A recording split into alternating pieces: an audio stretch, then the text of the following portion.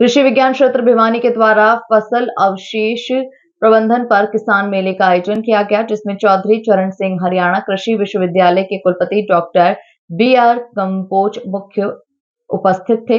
बता दें कि विश्वविद्यालय के विस्तार शिक्षा निदेशक डॉक्टर बलवान सिंह मंडल ने भी मेले में उपस्थित रहकर वहां आनंद उठाया।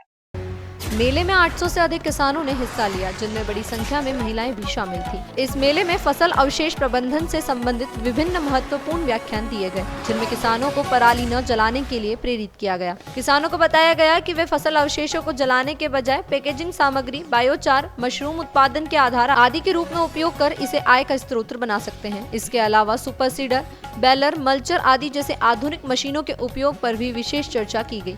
मुख्य अतिथि प्रोफेसर BR कंबोज ने सतत कृषि और जल संसाधनों के कुशल उपयोग पर बल दिया। डॉक्टर बलवान सिंह मंडल ने युवा पीढ़ी को कृषि विज्ञान अपनाने पर जोर दिया और इसे महान पेशा बताया। कृषि विज्ञान केंद्र भिवानी के वरिष्ठ संयोजक डॉक्टर RS ढिल्लो तथा वैज्ञानिक doctor Gulab Singh, doctor Meenu, doctor Murari Lal, doctor ममता फोगाट, डॉक्टर करिश्मा नंदाट और डॉक्टर देवीलाल ने भी फसल अवशेष प्रबंधन पर महत्वपूर्ण जानकारियां साझा की। साथ ही विभिन्न सहायक विभागों के अधिकारियों ने भी अपनी उपस्थिति दर्ज कराई, जैसे doctor Devilal, DHO Bhiwani, doctor Sanjay Makkar, SDO Bhiwani और ER नसीब धनगढ़ AAE। मेले के अंत में 10 प्रगतिशील किसानों को सम्मानित कर पुरस्कार दिए गए। आयोजन किया गया, कितना कारगर साबित होगा?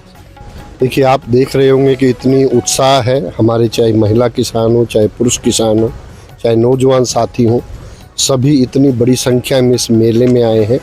ये सार्थकता सिद्ध करता है, क्योंकि हमारे माननीय मुख्यमंत्री श्री नायब सिंह सैनी जी, हमारे माननीय प्रधानमंत्री श्री नरेंद्र जी मोदी जी हमेशा एक बात कहते हैं कि जब तक हम किसान के द्वार पे जाके महिला किसान को प्रेरित नहीं करेंगे, शिक्षित नहीं करेंगे, प्रशिक्षित नहीं करेंगे, तब तक 2047 में जो विकसित भारत का सपना है वो साकार नहीं होगा।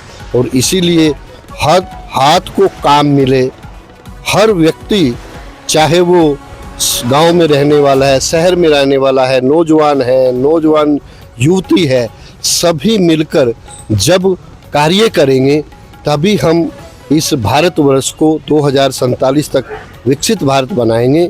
उसी कड़ी के अंदर आज का जो विषय रखा गया था कि फसल अवशेष प्रबंधन, जो कि जमीन की सेहत के लिए, वातावरण को शुद्ध करने के लिए, पानी के संसाधनों को बचाने के लिए एक महत्वपूर्ण रिसोर्स है, उसको ध्यान में रखते हुए ये मेला रखा गया।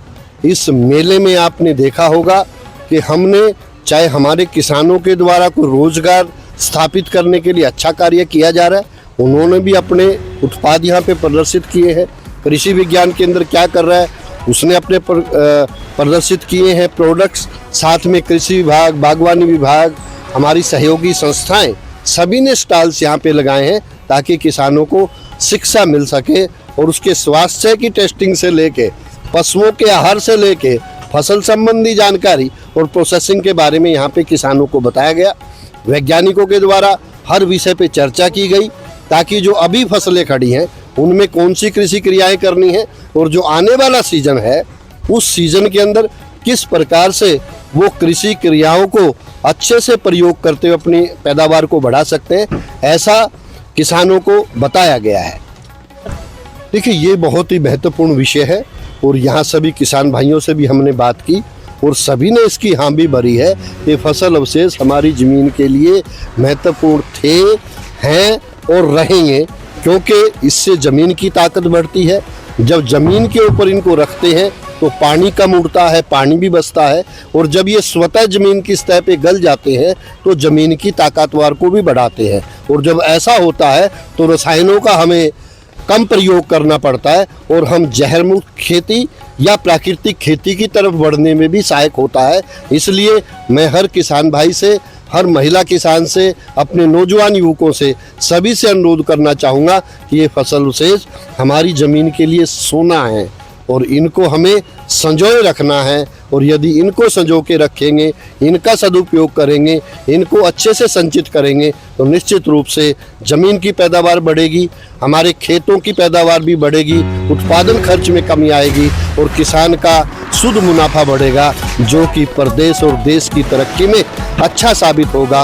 और हम 2047 तक माननीय प्रधानमंत्री जी का सपना, जो कि 2047 तक इसको विकसित देश बनाना है, उसमें किसानों का एक महत्वपूर्ण योगदान रहेगा।